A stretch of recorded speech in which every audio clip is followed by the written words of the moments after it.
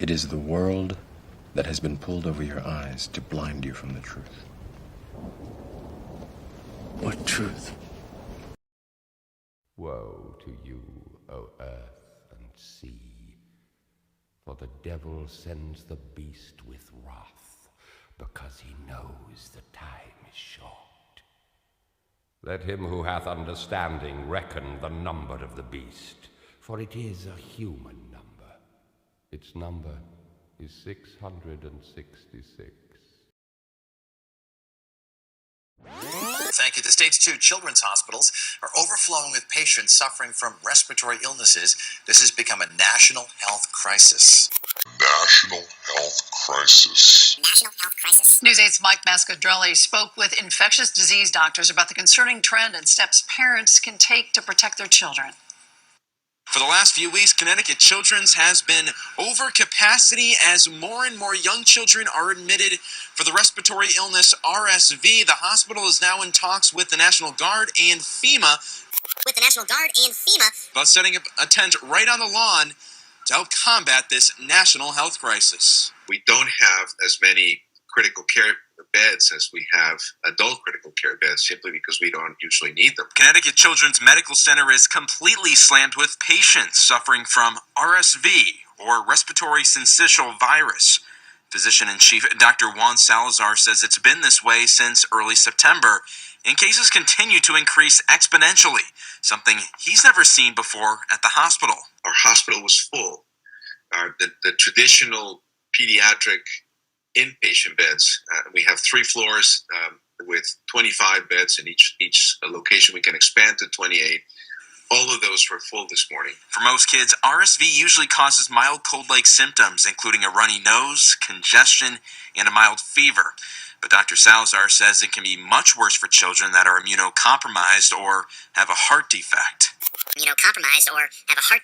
At Yale New Haven Children's Hospital, RSV cases in the emergency department nearly doubled in the last week, going from 57 to 106. Why so much in September and October? We have theories. Lack of herd immunity, some level of immunosuppression from COVID-19, everyone getting it at the same time, and then we have the perfect storm that is what we're dealing with. Questions of you, and a simple yes or no is fine. The FDA's authority over the safety of baby lotion. First, can the FDA require a review of baby lotion for safety before it comes to market? No, we cannot. Can the FDA require the manufacturer not to use a toxic ingredient, for example, formaldehyde, in its baby lotion? No. Is the manufacturer required to register with the FDA before selling its baby lotion? No. So I think my first statement is becoming truer. Once the baby lotion comes to market, can the FDA require safety information about the baby lotion? No. If the baby lotion has caused bad reactions in the babies, can the FDA require a recall? No. If the manufacturer is aware of the baby's bad reactions, would the manufacturer be required to report that to the FDA? No. Well, I think everybody's paying rapt attention here. In our country today, could cosmetic products for sale to use on children or infants with unknown ingredients and no safety review?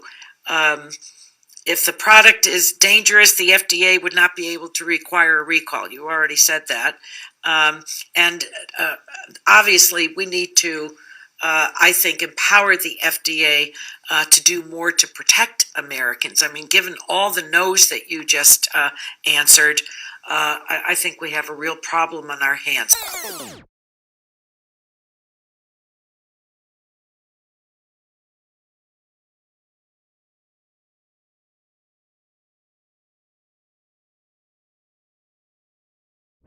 The Internet of Bodies, an ecosystem of internet-connected devices that can alter the capabilities of our bodies or collect personal, intimate data about us so we can learn more about and improve ourselves. Or collect personal, intimate data about us We're currently living in an era that's defined by what people are calling the Internet of Things.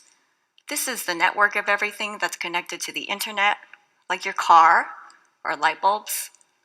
Think of the Internet of Bodies as a subset of, and a progression of, the Internet of Things. Many devices are moving onto and into our bodies. And into our bodies. And into our bodies. There's a small but growing movement of people who are early adopters of radical technologies like self-implanted devices. These early adopters are giving themselves new capabilities, and the Internet of Bodies is a part of that. In a lot of ways, these folks are setting trends in how we connect to technology. These folks are setting trends. During my research on the Internet of Bodies as a researcher for the RAND Corporation, I met a man named Aaron who had about 7 microchips implanted in various parts of his hands. These chips are about the size of a grain of rice and are implanted just under the surface of the skin with an enormous syringe. Enormous syringe. Aaron was able to unlock his smart front door with 1 microchip and scan another chip with his phone and pull up his personal website. I asked him why he chose to implant these chips inside himself. He answered, "Because I can." Now, I know some of you might start Googling where you can get your microchip implanted, but others of you are probably a bit more cautious about the idea. Even though it's a proven safe technology, it's basically the same technology we use to chip our dogs and cats, it's probably not likely that getting so many microchip implants becomes mainstream. It's probably not likely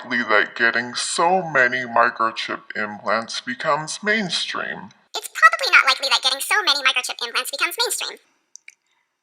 But my encounter with Aaron made me realize that the popularity of the Internet of Bodies is growing because, in addition to improving our health, these technologies can make us more capable, more efficient, more productive, and make our lives more convenient.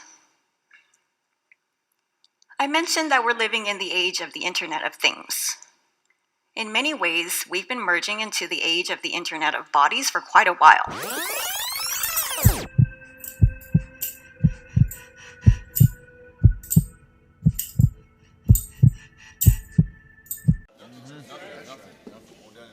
When you are serving God, you're not a part of no secret society. No. No secret order. No. That's right. No Masons. That's right. No Elks. No Illuminati. Go ahead, brother. Go ahead. Oh, yes. Go ahead. Go ahead, brother. We don't bow to owls. Go ahead, man.